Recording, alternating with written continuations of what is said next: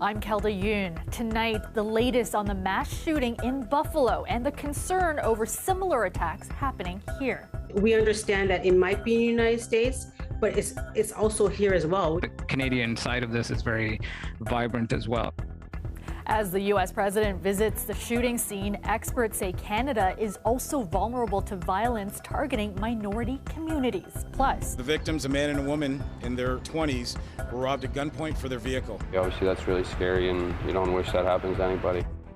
Leafs star Mitch Marner, the latest motorist to fall victim to a rash of GTA carjackings. And it took about 6 months before, from the time I placed my the order. If you're hoping to avoid high gas prices by purchasing an electric vehicle, why you should be prepared to wait for those new wheels. The President of the United States is calling Saturday's mass shooting in Buffalo an act of domestic terrorism fueled by racism. Today, Joe Biden and his wife visited the neighborhood where 10 people were killed. Steven D'Souza has the latest from Buffalo tonight. In Buffalo this morning, President Joe Biden paid his respects at the memorial to the victims of this weekend's mass shooting. Later, at a community center nearby, he met privately with the victims' family members and first responders. And now, so many who were affected, like Evelina Anderson, couldn't take part in those private meetings. She was inside the bathroom when the shooter burst into the grocery store. She's wrestling with the trauma of those moments, so she has little time to consider the president's visit. I just think that I don't know. I have not a clue. And absolutely, I don't know what I'm doing from day to day right now.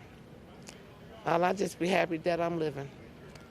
Others had very clear demands for President Biden. Please, Mr. President, please do all you can with the power of the presidency of the United States of America to ban assault weapons. After meeting with families, Biden, emotional at times, called the attack domestic terrorism. And I promise you, hate will not prevail, and white supremacy will not have the last word. He attacked the debunked white supremacist theory that fueled the alleged gunman's hate. I call on all Americans to reject the lie, and I condemn those who spread the lie for power, political gain, and for profit. As those outside listened in, Biden called on all Americans to reject white supremacy. These actions we've seen in these hate-filled attacks represent the views of a hate-filled minority. We can't allow them to distort America, the real America. We can't allow them to destroy the soul of the nation. But some here worry that soul may be beyond saving, poisoned by racism. No, I'm not optimistic at all. This is America. We've been dealing with this for 400 plus years. Biden hinted again at an assault weapons ban and made a promise to crack down on online recruitment of terrorism. But he also admitted that tragedy will likely strike America again. Steven D'Souza, CBC News, Buffalo. One of Toronto's biggest sports stars is the latest victim of what police are calling a rash of carjackings in the GTA. The Toronto Maple Leafs confirm star forward Mitch Marner had his Range Rover stolen from him in Etobicoke last night. The suspects armed with guns and a knife. Jessica Ng reports.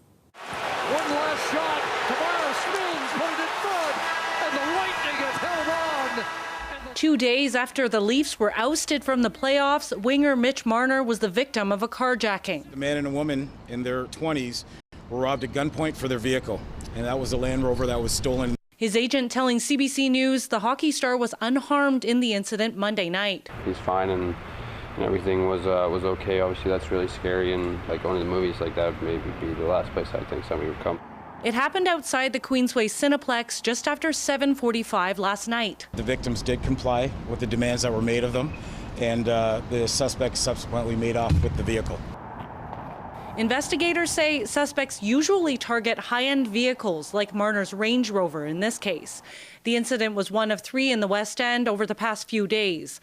Police are in the process of determining if there are links between any of the incidents. To date, in 2022, our unit has had 60 carjacking occurrences that we have taken care of.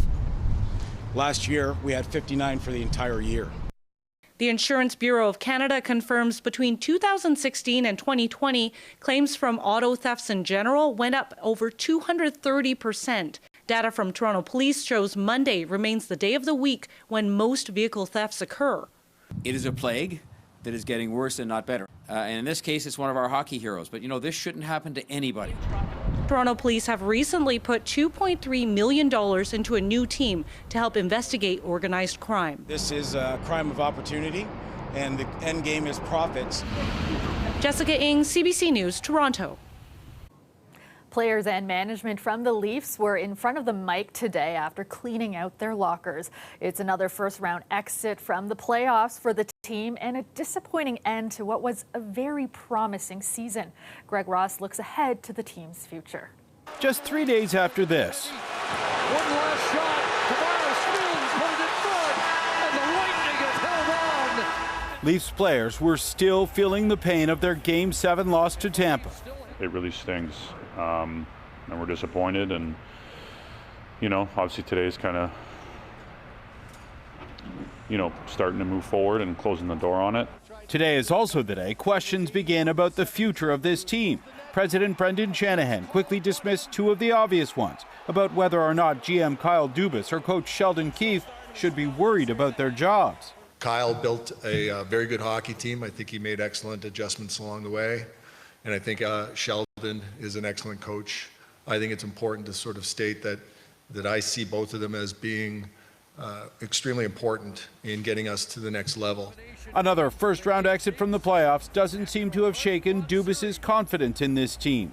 I think the regular season gives me great hope for the team and the way that we competed in that series against Tampa.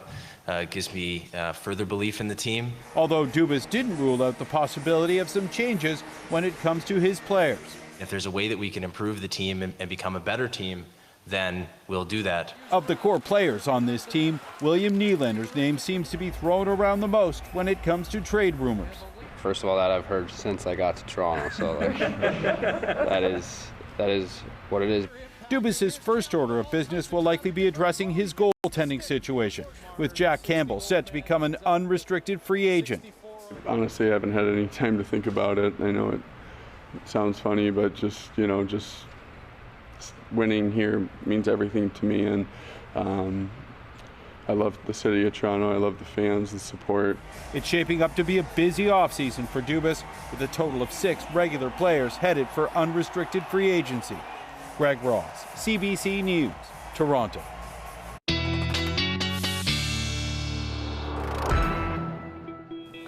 Well, Colette, it still stings a little bit, doesn't it? I mean, they played so well and they were so close. I know. I didn't really want to watch that little part again to re-see what just happened a few days ago. Was it just then?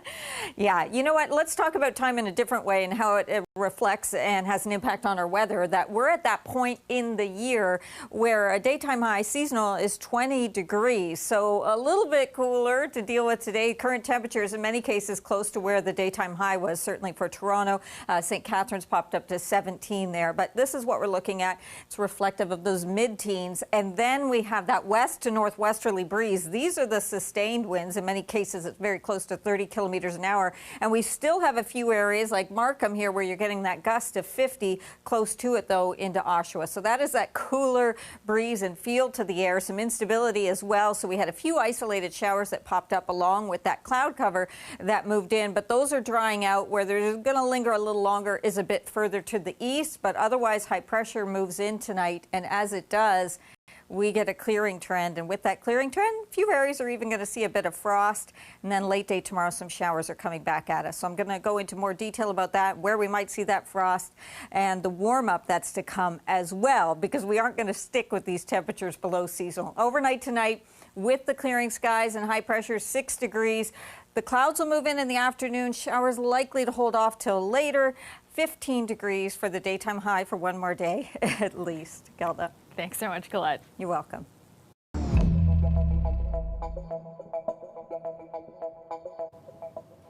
Ontario's main political parties are all trying to put a positive spin on last night's leaders' debate. And while there were no knockout punches thrown and no clear winner, one thing has come into focus: the strategies each party will use with the election now just over 2 weeks away. Lorenda Redicop has more. The Liberal Party held a post-debate rally today in Etobicoke. No question about their target. To the very heart of Ford Nation. Stephen Del Duca also attacked the NDP. They don't have what it takes to stand up and defeat Doug Ford and his Conservatives. Only the Ontario Liberal Party can actually make sure that Doug Ford is gone. In last night's debate, here's what he told the NDP leader. Respectfully, Ms. Horvath, every time you attack me, as you've done for a year, Doug Ford smiles. That's Mr. Del Duca's shtick, but it's really not very believable. That's how Andrea Horvath responded this morning. Horvath is trying to present her party, the official opposition the last time, as the best option. For those folks that are trying to figure out how do we stop Doug Ford, this time it's not the same old solution. It's not the same old disappointing Liberals. They only had 7 seats going into this campaign. We had 40. Many commended the Green Party leader for his performance last night. Mr. Ford, have you talked to a nurse lately? Have you talked to a nurse about how disrespected they feel? Now he's trying to ensure that translates into more seats. For everyone last night who said the Ontario Greens won the debate, I would say if you want green, vote green. He appeared with Diane Sachs running in Toronto Rosedale. She's the former Environment Commissioner, a role scrapped by Doug Ford. The party sees that riding as one of their best hopes. He'll pave over the wetlands, the cleaner drinking water, and protect Mr. Schreiner, if it was up to you and up to the three of you, you wouldn't build nothing. You would rather protest. I'd build transit. I'd build housing. Last night, Ford seemed to fend off the attacks from the 3 people trying to replace him. Today, he showed off getting a new endorsement, his 4th from a union. Polls consistently put him in the lead. His response? In my opinion, polls are for dogs, and all we have to do is go out there, continue with the message. Now the other main parties have just over 2 weeks to try to disrupt that message. Lorenda Redicop, CBC News, Toronto. As Lorenda's story just mentioned, another union has endorsed Doug Ford. The PC leader has been portraying himself as a friend to Labour, saying unions are abandoning the NDP. But as Lisa Shing explains, the reality may not be that straightforward.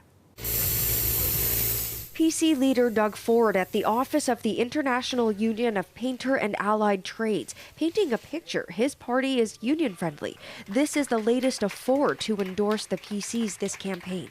We've supported the hardworking women and men in this province, the union members. We always have. I love them. Ford says unions are abandoning the NDP. Leader Andrea Horvath doesn't think so. We've seen Mr. Ford attack unions. We've seen him attack working people many, many times. Conservatives always do that. I know who I stand with before elections, during elections, and after elections. Traditionally, the progressive Conservatives have distanced themselves from Labour, yet this time they've changed tactics.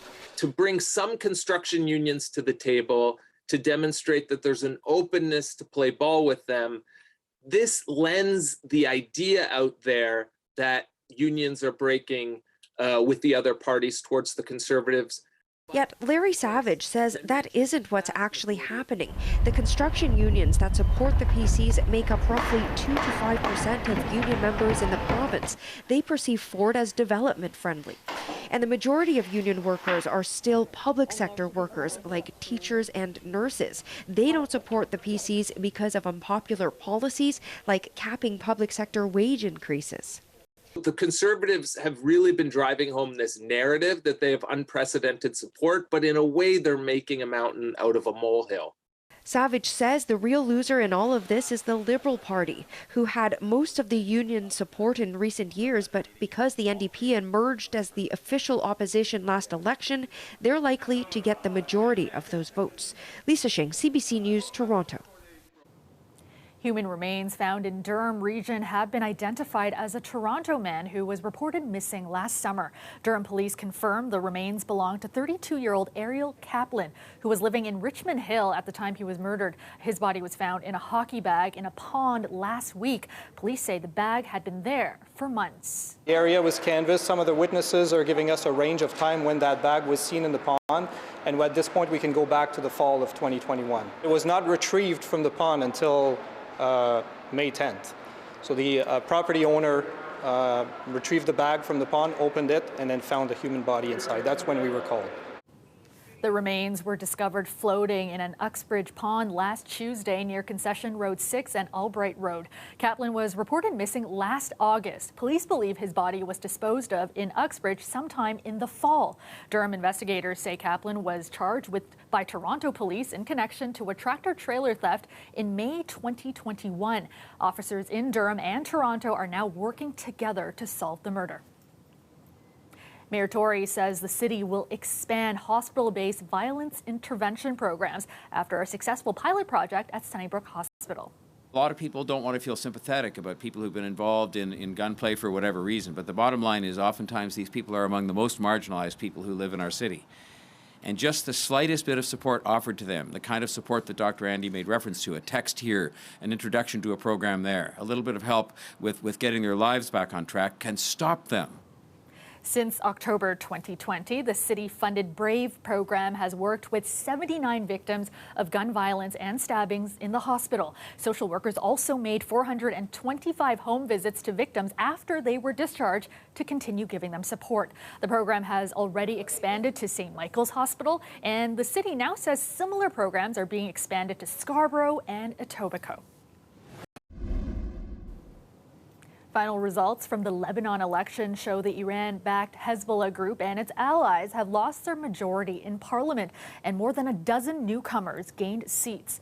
The outcome has delivered a major blow to the heavily armed group and signals a shift in a country devastated by an ongoing financial crisis and growing poverty. But results showed no clear majority for any group and has left parliament fragmented and polarized. Hezbollah's most vocal opponent, the Christian Lebanese Forces Party, emerged as the biggest winner and now has the largest bloc in parliament. Now, this was the first general election since Lebanon's economic collapse began in 2019 and the explosion in the port of Beirut in 2020 that killed more than 200 people.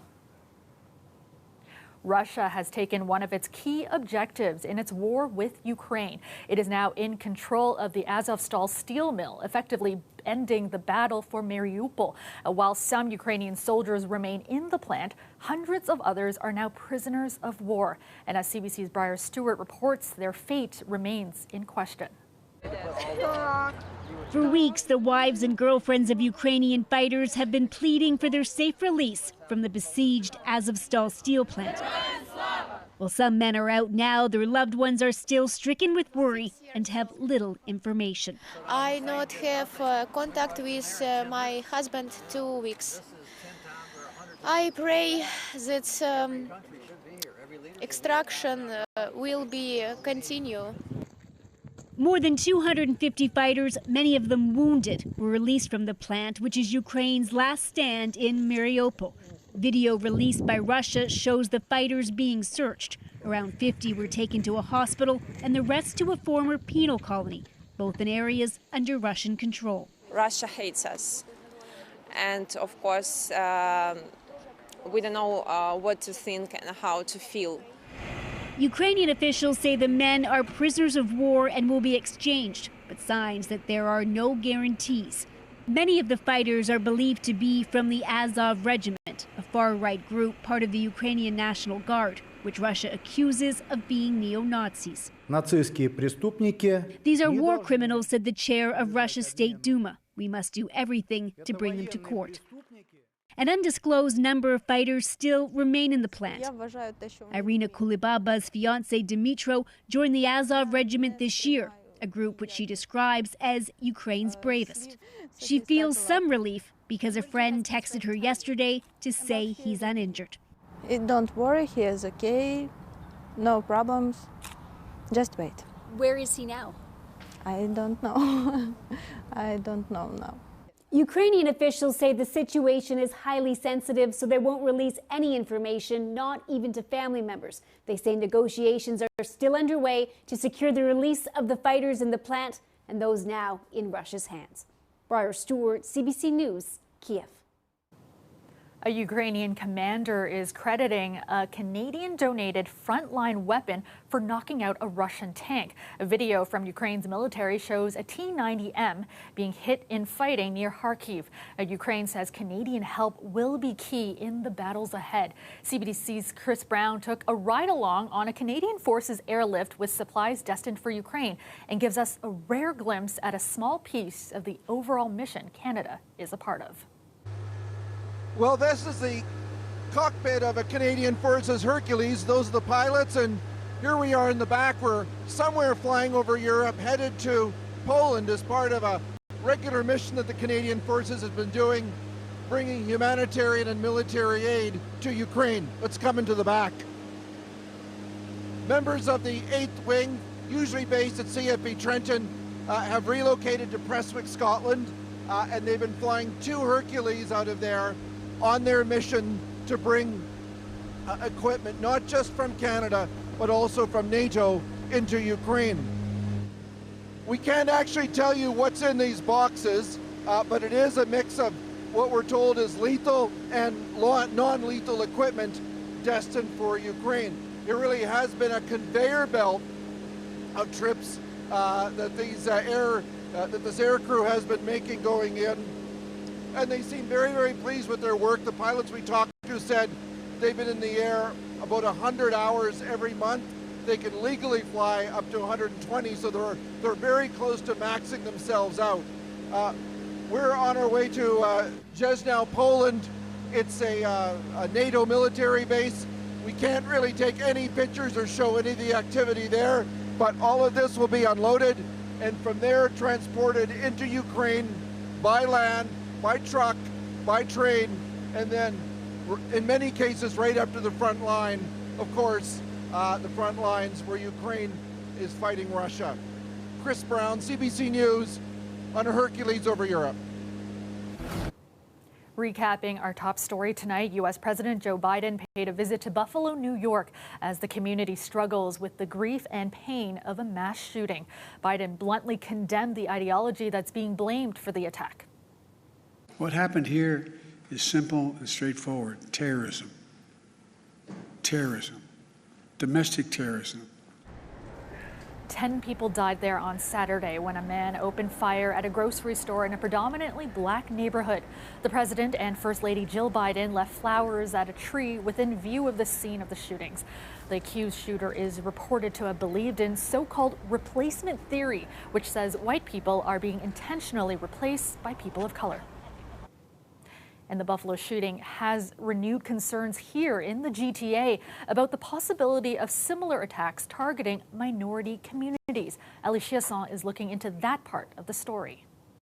And for someone like me who kind of spends far too much time in the weird corners of the internet, I mean, it's very clear that the Canadian side of this is very vibrant as well, right? Amarnath Amarasingam is a senior fellow of the International Centre for the Study of Radicalization.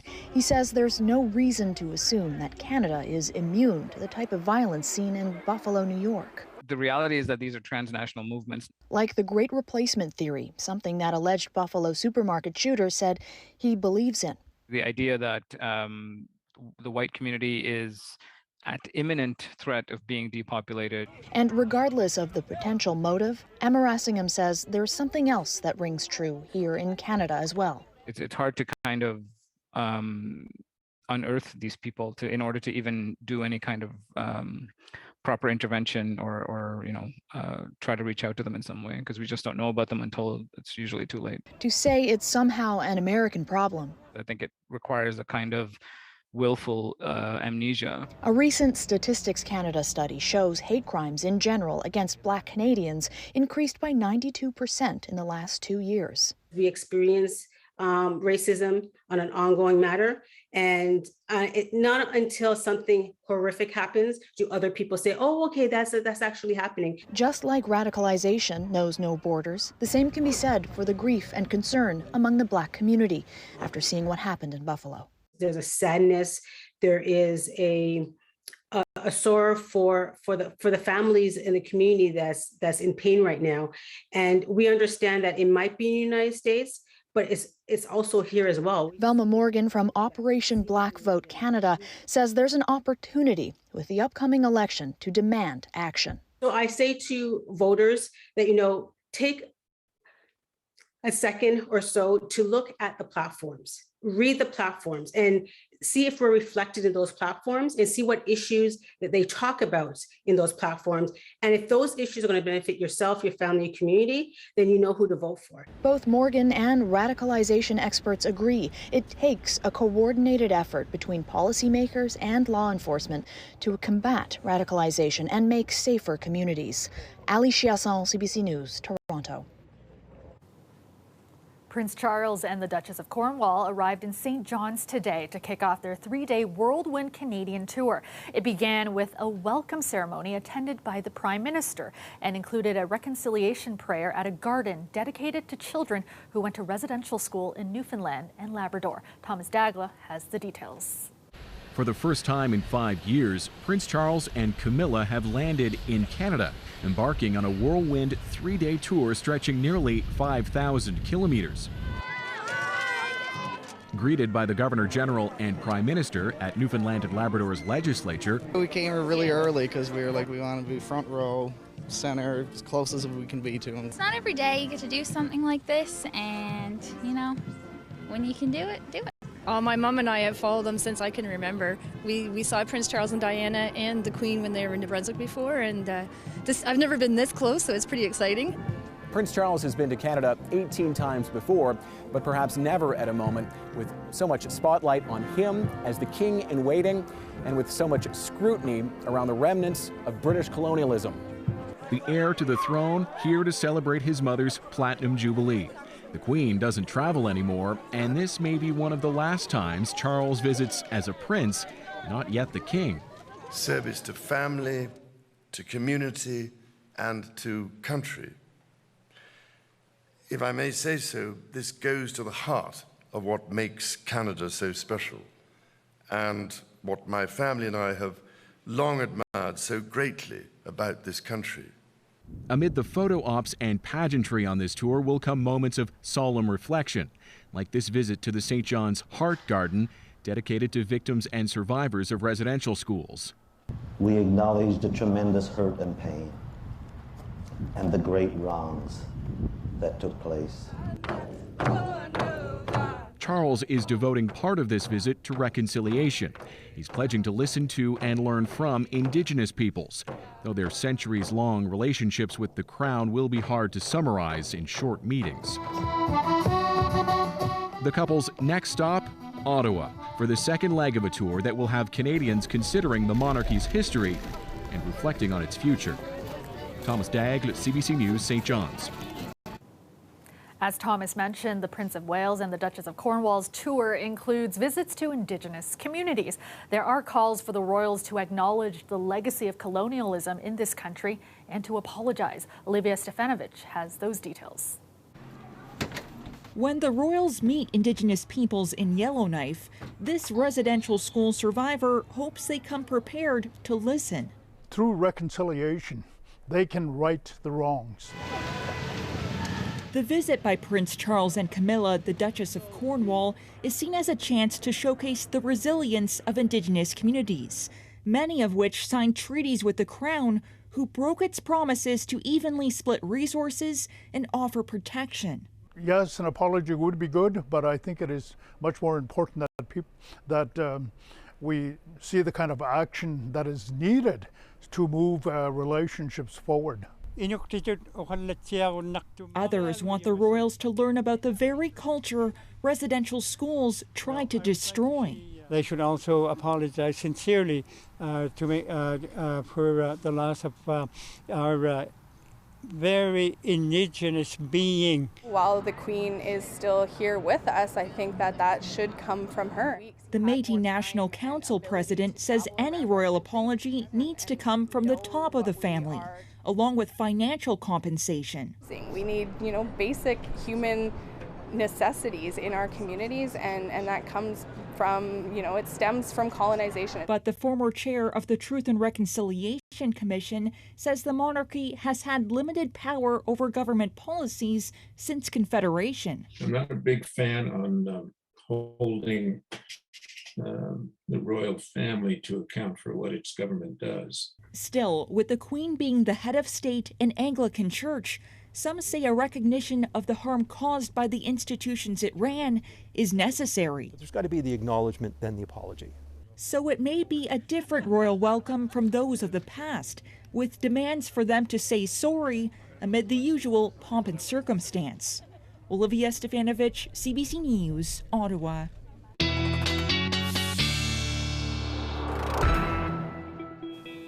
We're back with Colette. And Colette, a bit breezy out there today, keeping things cooler. We're kind of in that stretch of cooler weather right now, aren't we? Yeah, we just have a couple of days to get through, and then we're going to turn this train around and head in the other direction again and see those temperatures rising. So we do have some changes Wednesday, not just the cooler temperatures we're experiencing, but we will see some rain showers moving in later in the day. The climb of those temperatures towards the end of the week, Thursday, Friday, and kind of Saturday will be the transition. But we also, as we get to the end of the week, or really towards Friday night and into the weekend, have a risk of seeing some thunderstorms and possibly the potential for some severe weather there. There's still several days out, but kind of watching what's happening. That warm-up that's coming, if you just kind of look at tomorrow, we're still seeing the contours here, the color for the temperatures and the greens and yellows, so those cooler readings. Into Thursday, you're going to see it start to push up here, that warmer air and some of those oranges and getting closer to the red, so you know the temperature is going up. You can see this is where it's looking like the timing's going to be interesting, because the cold front's going to come back through to cool things down again. But does it come through Saturday and we see falling temperatures, or does it wait till Saturday evening? If in that case, we're really going to see those temperatures spiking on Saturday. So for now, I'm kind of keeping it in between. These are your current readings, lots in the mid-teens, but 19 for Windsor, 16 in Toronto. And those winds that were gusting up to 50 kilometers an hour, still a few areas where you're seeing them very strong. They've eased back a little bit. Still, the sustained winds are there, 20 to 25 kilometers an hour, though, for the city. Those isolated showers really drying up as high pressure is taking over. Still a few further east, but we'll see those drying as well. And because of the clearing skies tonight, a few areas where we have frost advisories. That's right, towards Huron, Perth, even have that risk through there of seeing that. Clear as we go through tonight and tomorrow, starting the day off, and then we'll see increasing cloudiness into the afternoon and those rain showers kind of trying to push in. A lot of it is very much kind of hugging the line there with the international border with those showers. And then a beautiful day Thursday with temperatures going up, but also seeing those clearer conditions, so the sun coming back at us. There's a look at those readings. It's going to be a cool start tomorrow morning, but we'll get going. Thursday, 21, and look at those numbers, Kelda, as we get into Friday, and we'll see what happens Saturday, too. Love to see it. Thanks so much, Colette. You're welcome. If you're planning on buying a new electric car in Ontario, be prepared to wait for several months, if not years. EV supply is something the provincial parties are talking about now that the campaign is in high gear, with different promises to address the shortage. Philippe de Montagny has the details. Alain Liard recently got his new electric car. A Tesla he ordered back in August. So it took about 6 months before, from the time I placed my the order. You know, everybody's excited to get their vehicle when they purchase one. You want to get it right away. It's unfortunate that we have to wait. Dealerships across Ontario, like this one in the Sudbury region, are struggling to get electric vehicles. Electric vehicles, it's hard to gauge because you could place your order and you could wait a couple years, or you could wait under a year, right? Just because of the demand and because there's lacking inventory. The microchip shortage is taking its toll and causing delays across the entire auto sector. But the lack of EV sales policy and rebates is leaving Ontario with very little supply. a ZEV standard or a ZEV mandate, which is what you're referring to when, if you want to sell gas cars, you have to sell a certain percentage of EVs. And they have that in BC, they also have it in Quebec, and it makes a difference. We've seen it make a difference. Both provinces also offer rebates to buyers. In BC, electric vehicles made up nearly 12% of new registrations last year. In Quebec, it was almost 9%. Ontario trails behind at 3%. People in Quebec buy 3 times more electric cars per capita than Ontario, and in BC it's 4 times more. So Ontario really has to step up to the plate. New Democrats, Greens, and Liberals vow to impose similar ZEV mandates or sale quotas on automakers. The three parties also promised to bring back a rebate for buyers. Doug Ford's Progressive Conservatives refused to do so. For them, increasing supply will come from historic investments to modernize Ontario's auto plants and build electric and hybrid models in the coming years. Philippe de Montigny, CBC News, Toronto. Dozens of Mississauga homebuyers say their deposits are at stake after a development project went sideways. The builder canceled the project and sold the land. The company says it will return the buyers' deposit money, but only if the would-be homeowners agree not to sue. Angelina King explains. For the last 3 years, Javed Youssef has been visiting this empty lot, waiting for his family's home to be built so he could finally bring his father from Pakistan to move in with them. Because he's getting old, right? So the thing is, like, it's an honor for us when our parents, when they live with us. But his father remains in Pakistan, and Youssef's plans are in limbo. He paid a $150,000 deposit on a pre-construction home in Longview Ravine Estates, what was supposed to be a 45-property development in Mississauga. But the builder, Exquisite Bay Development, canceled the project and sold the land last month. And buyers say they weren't notified. Instead, they got letters. The vendor hereby terminates stating they violated their sales agreement, most of them for not providing correct paperwork, and therefore Exquisite Bay is keeping their deposits unless they agree not to sue. But buyers say they did nothing wrong. It feels like they're holding our money hostage. It was gut-wrenching. It was a shock to my family. The company says it had to cancel the project because of circumstances beyond its control. In a statement saying in part, "We are and have been acting in good faith and in an honorable manner in a difficult situation." There is personal liability. This real estate lawyer says whichever party wins the provincial election should enact better buyer protection for pre-construction sales, including legislation that allows them to register their purchase agreement against the land. I wish one government would step up and actually assist those parties who are going forward with the biggest purchases of their life so that they don't end up in this exact scenario. Exquisite Bay bought the land for just over $21 million in 2018 and sold it for $38 million. The buyers say they want their deposits back, no strings attached. But even with the money, they're afraid they're now priced out of the market. It hurts me. Like, why would you do that to all of us? Angelina King, CBC News, Mississauga. As we head to break, here's a look at where the markets closed today. The TSX closed up by 285 points today. The Dow climbed by 431, and the dollar traded higher at 77.92 US. We'll be right back. The top 4 political parties are getting most of the attention during this election campaign, but 21 other parties and 41 independents will also be on the ballots. And getting some attention are 2 conservative alternatives to the Progressive Conservatives. Joanne Chianello has been looking into this, and she joins us now. And Joanne, the New Blue Party is one of the parties looking to shake things up. I understand you went out to one of their events last week. What was it like? Well, Kelda, it was standing room only, actually. More than 100 people showed up to this small conference room at a hotel in suburban Ottawa. They spent 90 very hot minutes listening to speeches from the leader, from local candidates. This is the first ever election for the New Blue Party. It was created just 16 months ago in the middle of the pandemic, and it does seem to be getting some attention from people who feel alienated from the other parties. That includes Robert Woods. Here's what he had to say. There is no fringe. These are regular people who hold regular jobs. Like me, I hold a regular job, you know, and I pay regular taxes, right? And I see them regularly being wasted, right? There's nothing fringe about this. So, Joanne, who is behind this party and why did they start it? Yeah, you know, it was actually started by a husband and wife team, Belinda and Jim Karahalios. Now, Belinda was the Cambridge MPP. She was elected as a progressive conservative, but she was kicked out of the caucus back in July of 2020 because she voted against a COVID-related emergency act that let the government extend orders for up to 2 years without consulting the legislators. So she was against that. And so she and her husband, Jim, started their own party. Jim is actually the party's leader, and he has run for the federal conservative leadership race in the past, but he was tossed out. He is also a candidate, and he's running in Kitchener-Conestoga. In fact, the party is fielding a full slate of candidates, 124. And so far, he told me they're happy with the support they're seeing at events.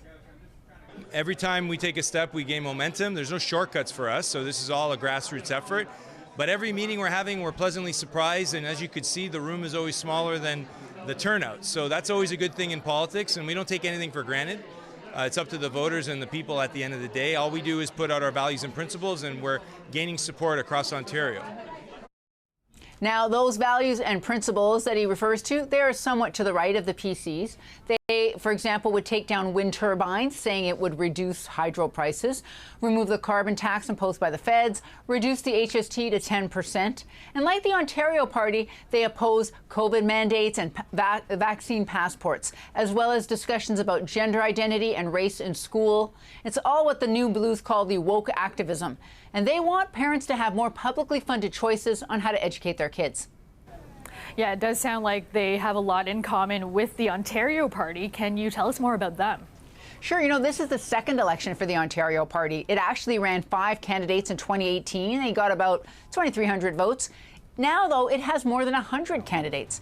And they, too, boast an incumbent MPP, former PC Rick Nichols. He was ousted last summer when he refused to get vaccinated. He's running again in Chatham-Kent-Leamington. Now, the leader of the Ontario Party is former Conservative MP Derek Sloan. He was booted out of the federal Conservatives last year because, among other things, he accepted a donation from a known white supremacist. He's running in Hastings, Lennox, and Addington, where he used to be the MP. Another noteworthy candidate for the Ontario Party in Peterborough, Kawartha. That's Tom Marazzo. He acted as a spokesperson for the truckers in the convoy protest that occupied downtown Ottawa. You know, in fact, I asked Sloan if the people involved in the protests were attracted to the Ontario Party. Here's what he had to say. So there's a few people that were prominent in the convoy that are running for our party.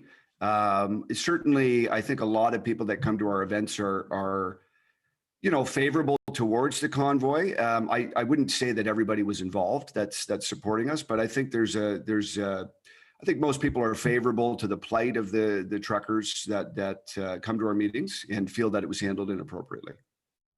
Now, Sloan told me the truck protests also got the attention of former Donald Trump strategist Roger Stone, a controversial figure in his own right, and he's now helping out the Ontario Party.